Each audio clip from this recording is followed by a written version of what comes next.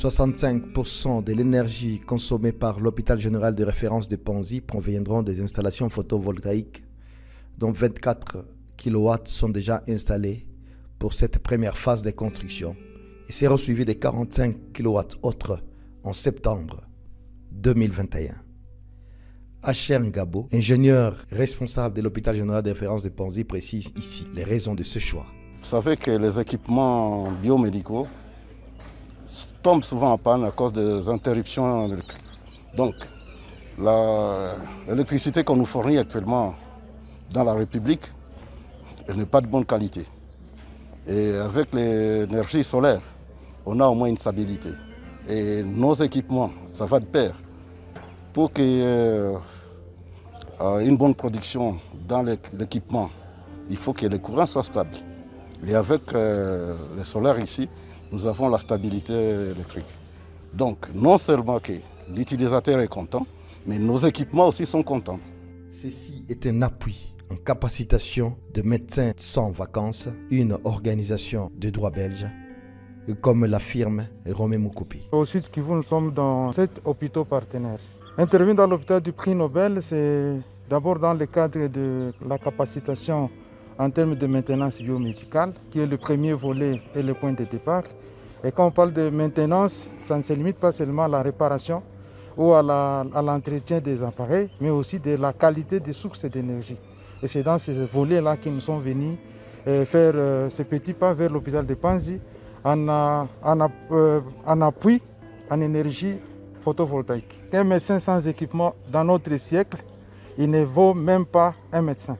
Romain présente les bénéficiaires de la formation qui viennent des différents coins.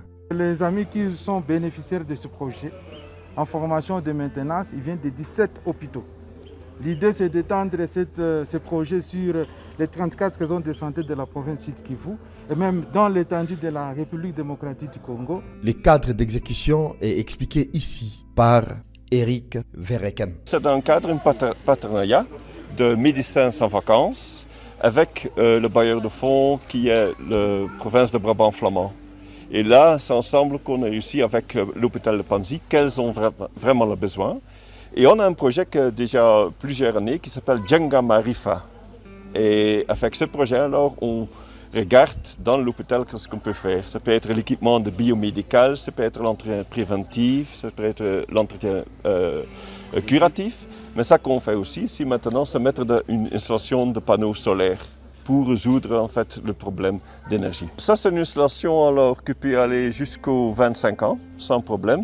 La seule chose, après 10 ans, il y a certains coûts. Il faut remplacer la batterie à ce moment-là. Kaindo Mutambala, un jeune ingénieur formé, ne manque pas de manifester sa satisfaction. Je suis vraiment très heureux de participer à cette séance de formation. Ça m'a été vraiment bénéfique du fait que j'ai amélioré mes connaissances dans les installations solaires.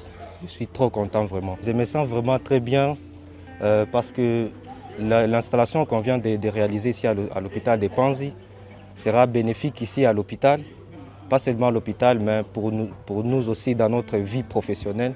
En tout cas, c'est trop bénéfique. Le médecin directeur de l'hôpital général de référence de Panzi et prix Nobel de la paix, le Dr Denis Mukwege, qui a réceptionné l'ouvrage, n'a pas manqué de donner des orientations à son staff pour assurer l'amortissement du matériel. L'amortissement doit se faire sur les économies que nous allons faire sur l'énergie.